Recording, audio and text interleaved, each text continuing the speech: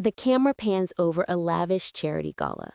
Guests in elegant attire mingle, glasses of champagne clinking in the background. At the back of the room, Claire, a 60-year-old woman, sits at table 12, wearing a simple black dress. Her face shows a mixture of discomfort and resignation as she watches her son, Brandon, stand at the podium with a microphone, grinning.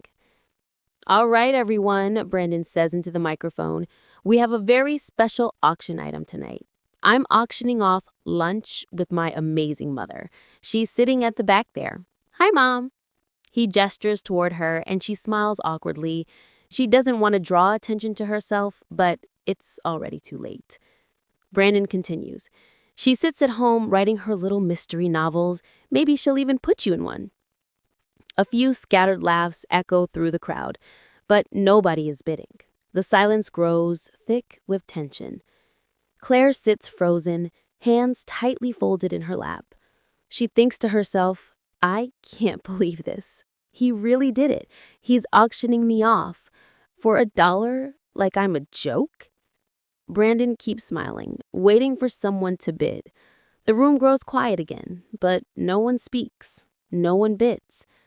"Come on, someone. $1? Just $1 to have lunch with my mom?"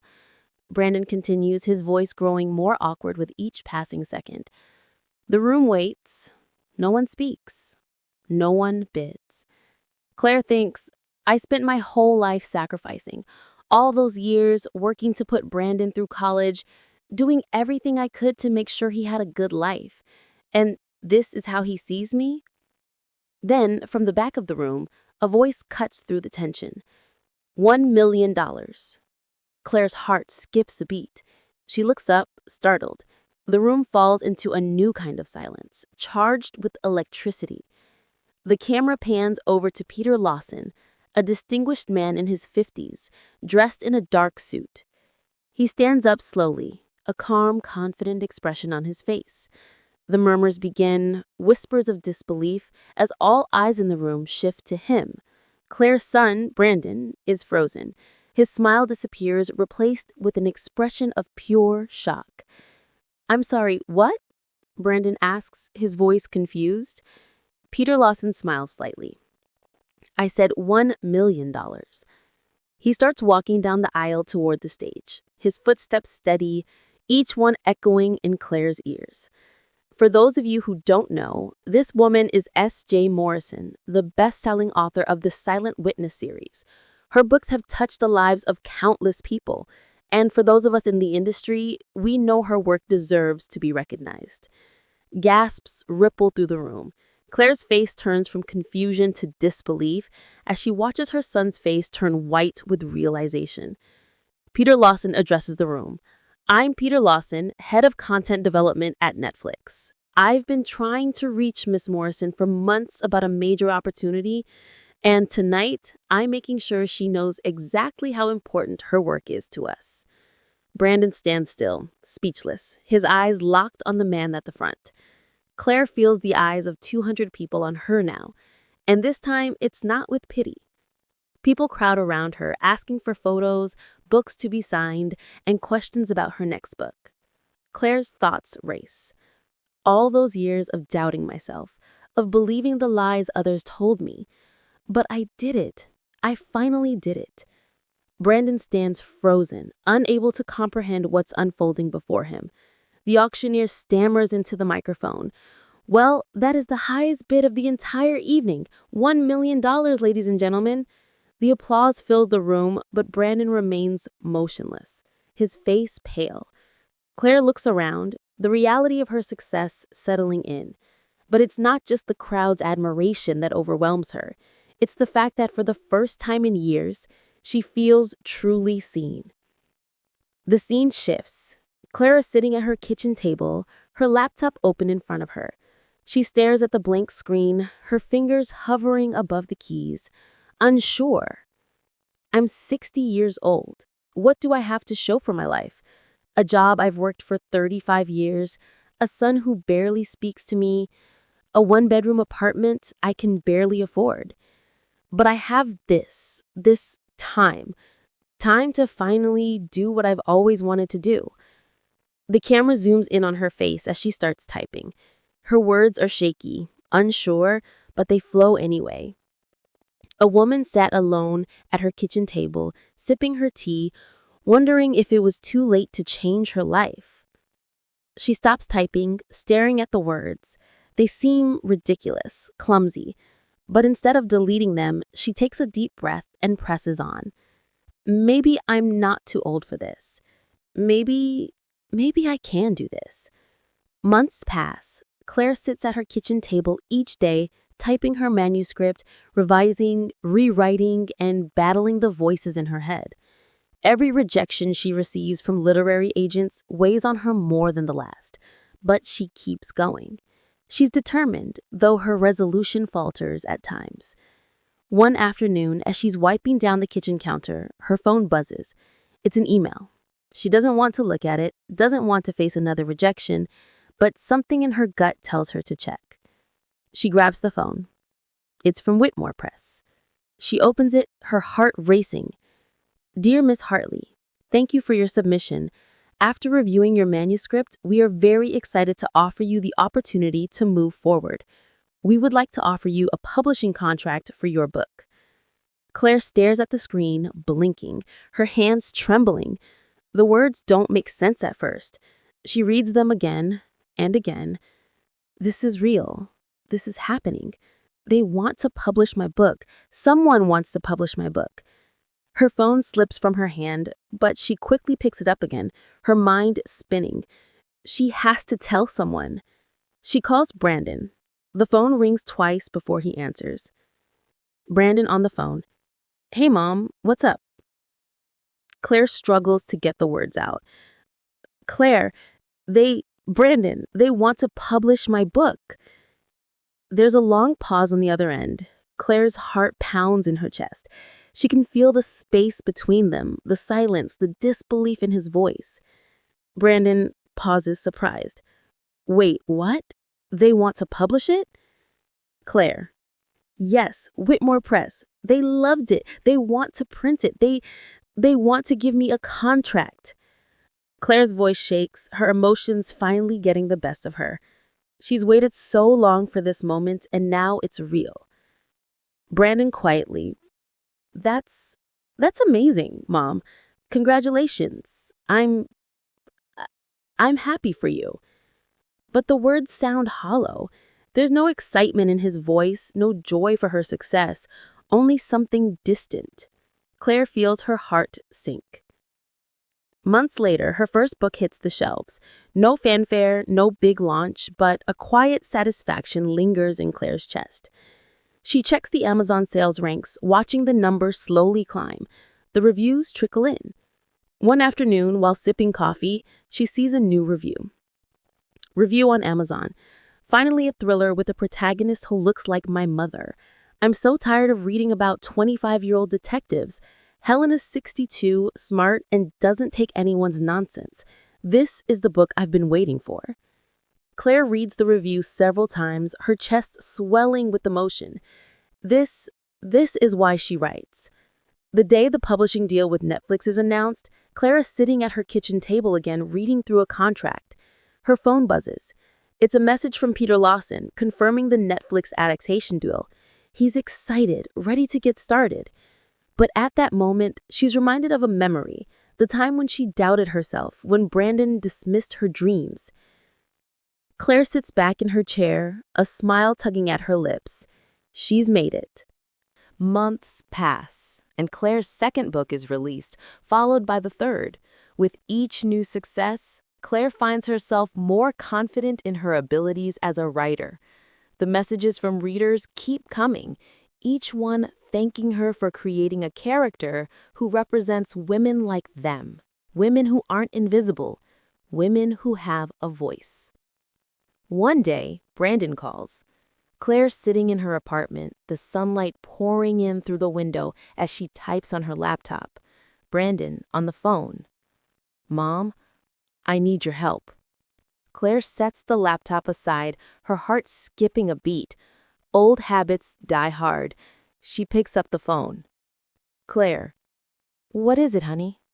Claire listens intently as Brandon's voice shifts, full of urgency. The pull to help him is immediate. She's always been there when he needed her, but this time, something feels different.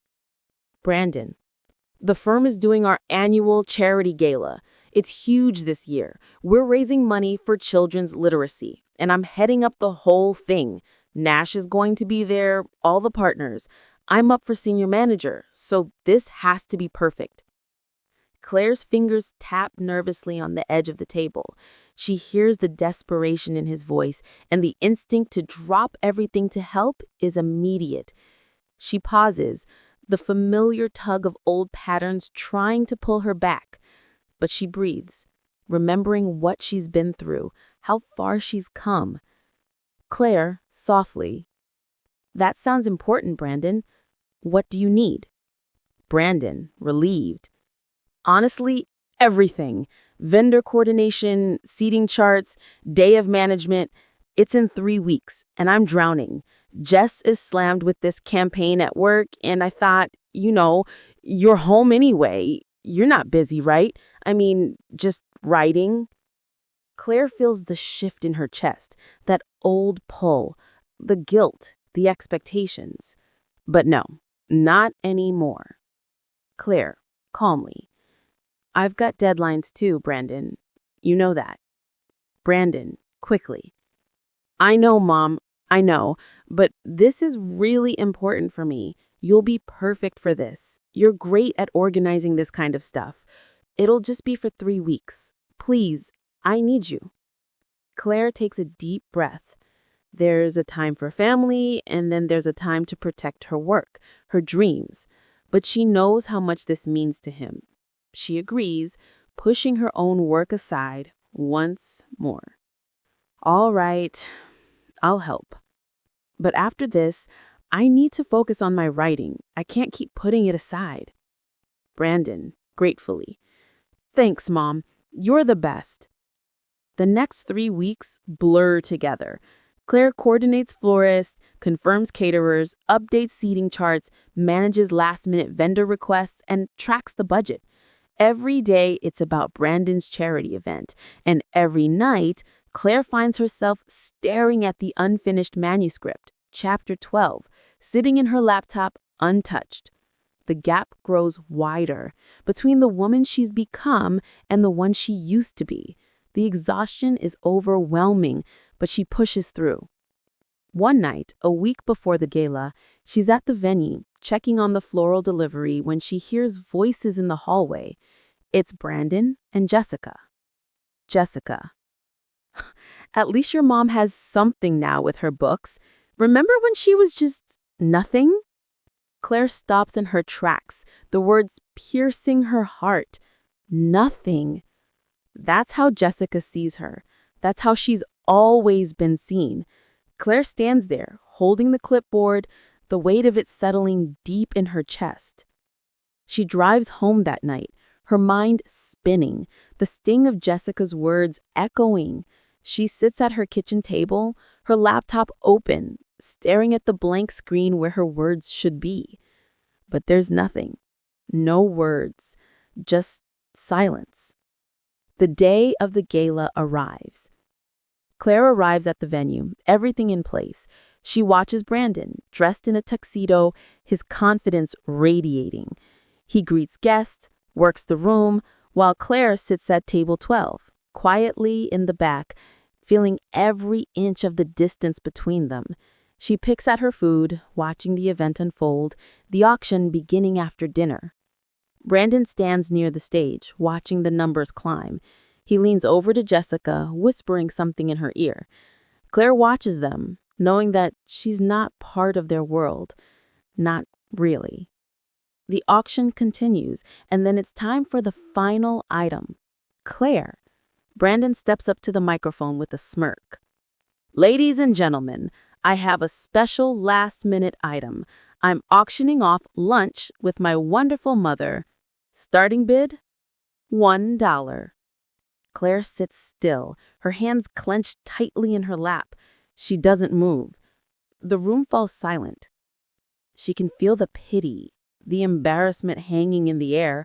She's back to where she started, small, invisible, a woman who doesn't matter. Then, from the back of the room, a voice rings out. Peter Lawson, from the back of the room. $1 million. The room freezes, and Claire's heart skips. The murmurs grow louder as everyone turns to look at Peter Lawson, who walks towards the front, his steps steady and sure. Brandon's face pales, his confident smile falters. Peter stands at the front of the room, addressing everyone. For those who don't know, this woman is S.J. Morrison, the best-selling author of the Silent Witness series. She has built a legacy with her books, touched countless lives, and tonight, I'm here to ensure that she knows how important her work truly is. The room goes quiet. Claire's heart swells. She stands, her legs shaking, but she holds herself steady. The recognition, the validation she's longed for her entire life is finally here. Peter Lawson, we have a deal with Netflix to adapt the Silent Witness series, and I want to make sure that Miss Morrison knows exactly how valuable her work is. $1 million to meet her, to talk about the future of her books and her impact. She's not just a writer, she's a force. As people crowd around her, asking questions, wanting photos, Claire's emotions bubble over. She can hardly believe it. She's done it. The camera lingers on Brandon's face. He's standing still, his eyes wide, his mouth open in shock. Claire watches him, realizing just how much she's changed. She's not the woman she used to be. She's something more. Days pass, and Claire's confidence continues to grow. She's done with the self-doubt, the hiding. The messages keep coming from readers who thank her for writing about a woman like Helen, strong, intelligent, and unafraid to take charge of her life. Claire keeps writing, and with every page, she feels more at home in her own skin. Then, one day, Brandon calls again. Brandon, on the phone. "Mom, I need your help." Claire's first instinct is to say no, to protect her space, her time. But something has changed between them. Something is shifting. Claire, calmly, "What do you need, Brandon?" This time, it's different. This time, she's no longer afraid to set boundaries, to say no when necessary. She's built her career, her life. She knows who she is. She knows her worth. And when she closes her laptop, ready to walk away from the phone call, she smiles. The next chapter of her life is already unfolding, and it's not about waiting for others to see her. It's about seeing herself. The camera lingers on Claire as she smiles, sitting at her kitchen table, the sunlight streaming in. She knows she's not done. She has more stories to write, more boundaries to set, and more of her life to live on her own terms.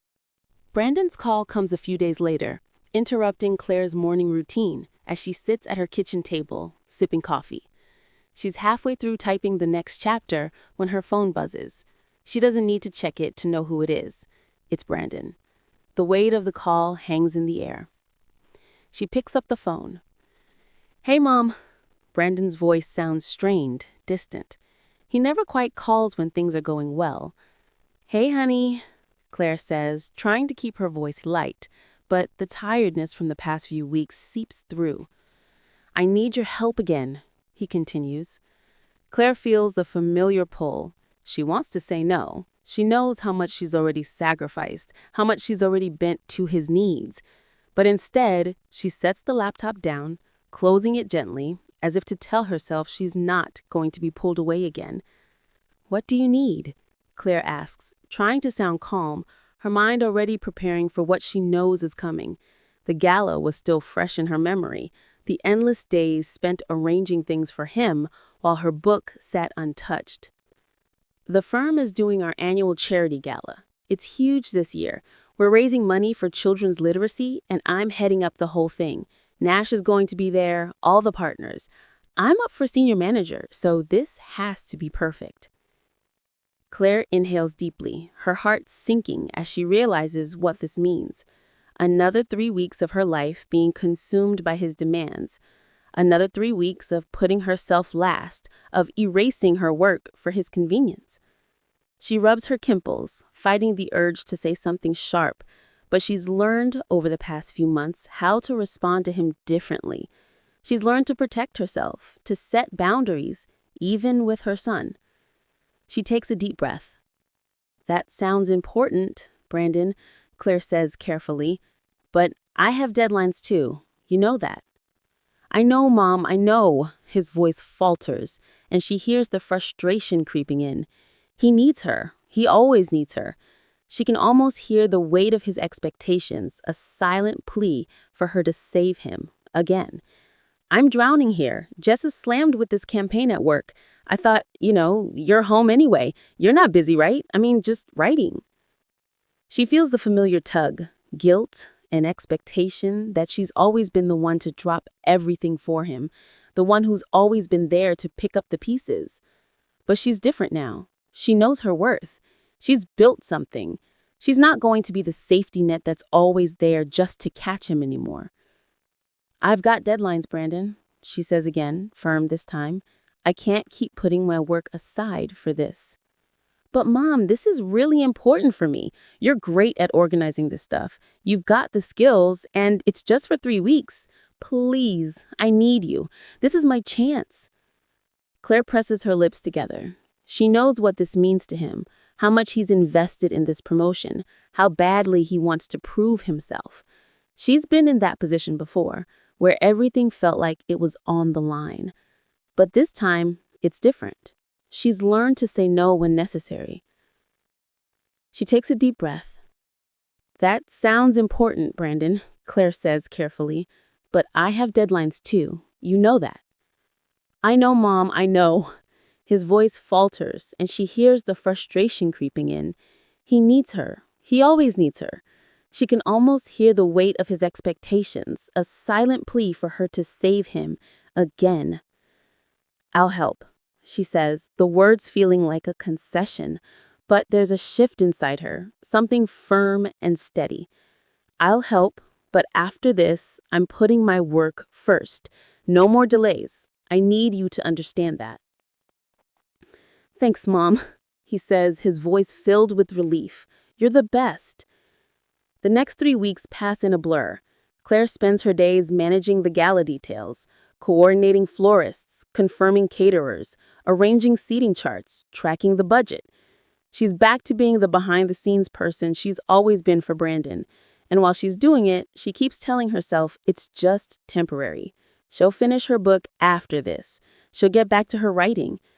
But every night, she finds herself staring at her laptop, Chapter 12 still waiting for her. The words, once flowing freely, have become elusive again.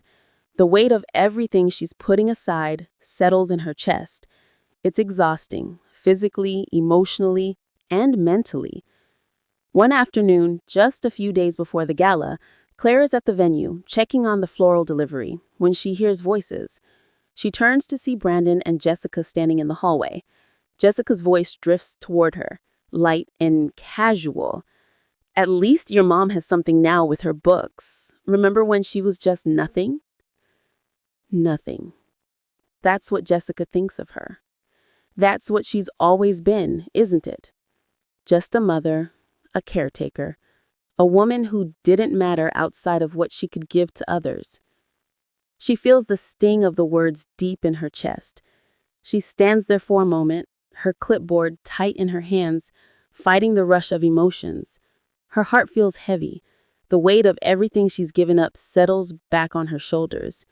It's exhausting, physically, emotionally, and mentally. She drives home in silence that night, the night air cool against her face, but inside, she's numb. She's sacrificed everything, and for what? To be invisible again? The night of the gala arrives. The venue is beautiful, everything in place. It's Brandon's night to shine. The room fills with 200 guests. Claire watches from the back of the room, sitting at table 12, far from Brandon, far from the world he's built for himself. He's confident, walking through the room, laughing, shaking hands, and Jessica is right beside him, leaning into his world with ease. Claire doesn't belong in that world. She's not part of it. Not anymore. The dinner begins, the auction follows. The moment is finally here. Brandon steps up to the microphone with a smirk, confident. He starts the auction with his usual teasing tone, then mentions his mother. A special last-minute item, he says, grinning. A lunch with my amazing mom. Starting bid, $1. Claire sits still, her hands tightly folded in her lap. She doesn't move. The room is silent. No one bids, no one laughs. The pity, the embarrassment hang in the air like a thick fog. She thinks, I've done this my whole life. I've been invisible, just a background character in someone else's story. And then, from the back of the room, a voice cuts through the tension. $1 million. The room goes silent again, but this time it's a different kind of silence. Claire's heart skips. She looks up. The man walking down the aisle toward the front is Peter Lawson, distinguished, calm.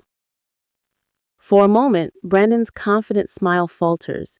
He doesn't know who's bidding. He doesn't know what's about to happen.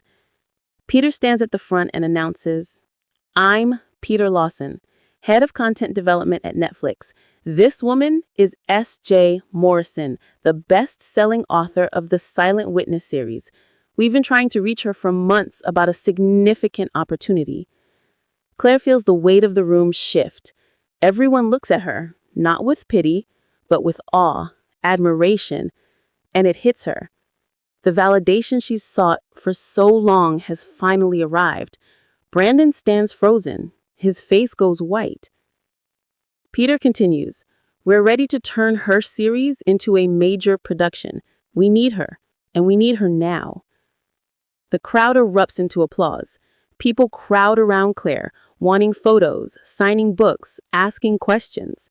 Brandon stands motionless, watching, his face pale with realization. The next few days pass in a whirlwind. The publishing contract comes through, the Netflix deal solidifies. Claire's world has shifted. She's no longer invisible. She's not just the mother. She's Claire. She's a writer, a force. She receives messages from readers, emails full of gratitude, of women who've found themselves in her work, who found hope in her stories. Brandon calls again. This time, his tone is different. His voice isn't distant. It's unsure. Mom, I need to apologize. Claire listens, her heart a mixture of emotions. After all this time, after everything that's happened, she's finally getting what she's been waiting for, a real apology, a real conversation. The phone call ends with promises of change, with real acknowledgement, and as Claire sits back at her kitchen table, she smiles, the words from chapter 12 finally beginning to flow again. She knows this is just the beginning. She's not invisible anymore. She's here. And this time, she's writing her own story. Claire opens her laptop, her fingers poised over the keys. The world is hers now. The sun is shining through the window, warm and golden, and she knows this is just the start of everything that's yet to come. She types the first sentence of chapter 12, then the second. And for the first time, everything feels right. Claire opens her laptop the next morning, the sunlight filtering through the window as she takes a deep breath. She looks at the screen, the blank page staring back at her like it always had. But today, something feels different. The weight she had carried for so many years, the invisible woman, the mother who was never seen for who she truly was, has been lifted. She no longer feels the need to hide herself in the shadows of other people's expectations. She remembers the night of the gala, when she sat at table 12, hidden away in the back while everyone else reveled in their success. She remembers how Brandon had put her on display, auctioning her off like she was some sort of joke.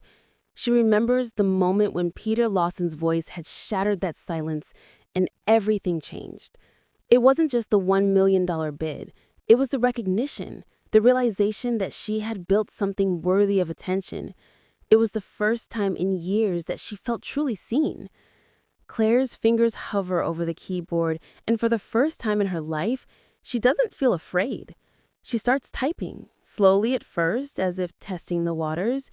Each word feels like a declaration of her power, her presence in the world. The phone buzzes again.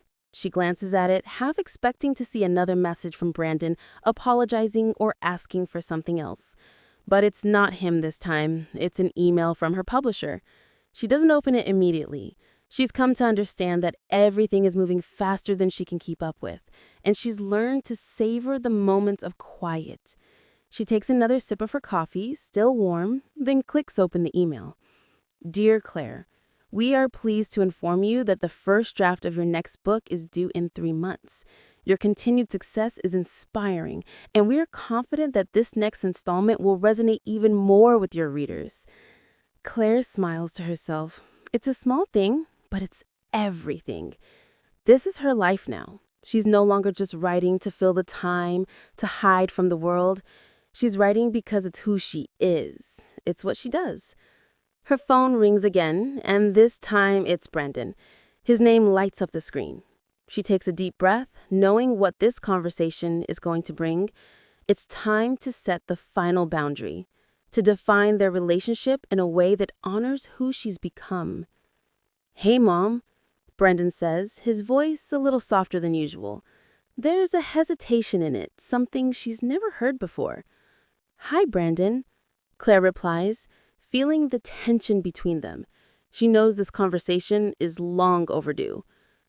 I wanted to talk to you, he begins. There's a nervous edge in his tone that wasn't there before, something that makes Claire sit up straighter. I'm listening, she says, her voice steady, calm. There's a long pause, and then Brandon speaks again, his words a little more rushed this time. I've been thinking a lot about everything, about the gala, about what I said. He lets out a breath as if gathering his thoughts. I'm sorry, Mom. I'm really sorry. I didn't realize how much I was hurting you. Claire's chest tightens. She's waited a long time to hear these words. But part of her knows that apologies can't undo the years of neglect, the years of him not seeing her for who she truly was. Still, there's something in his voice that tells her he's finally understanding. Thank you, Brandon, she says quietly, letting the silence fill the space between them. But I need you to understand that my work is important to me, more than you realize. I know, he says quickly. I get it now. I was so focused on my own life that I didn't see what you were doing. I'm sorry. I'm sorry I made you feel invisible. Claire pauses, letting his words sink in. There's no need for her to rush in and fix things anymore. She's not the one who has to make things right. She's already done that for herself. I know you didn't mean it, Brandon, she says finally, her voice calm but firm. But things have to change. I'm not going to keep putting myself last for you or anyone else. I understand, Mom, he replies, his voice quieter now. I really do. I've been a jerk. I didn't get it, and I'm sorry. You've always been there for me, and I didn't appreciate it. I've always been there for you, Claire agrees, but I can't keep being the person who drops everything when you need me. I have my own life now, my own work that matters. I know, Brandon says again, the sincerity in his voice unmistakable, and I will respect that. I will, from now on. I promise, I'll do better. Claire feels a small smile tug at her lips. She's not looking for perfection. She's looking for acknowledgement, for respect. And finally, she's getting it. Thank you, she says softly. I appreciate that. The conversation lingers in the air between them, a quiet understanding settling in. It's not perfect, but it's a start. The next few days are a blur of activity. Claire focuses on her writing, finding new strength in her work. The words flow more easily now. She's no longer distracted by the need for validation from others. She writes because it feels right. But life outside of her writing world keeps moving. Brandon calls again, this time asking if she'd like to join him for dinner. Claire agrees, knowing that this too is part of the healing process. Their relationship is shifting, evolving, and she's learning how to navigate it with her new boundaries intact. When they sit across from each other at the small restaurant that evening, Brandon doesn't talk about work, not for the first time. Instead, they talk about her books, about Helen, her protagonist. They talk about the characters and the story, and Claire realizes something in that moment.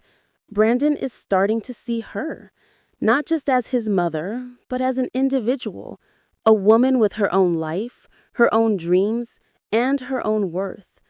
The evening ends with a hug, and for the first time, it feels different. It feels like a fresh start.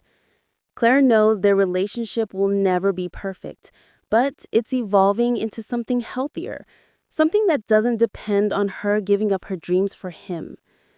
As Claire sits back at her kitchen table that night, she opens her laptop again.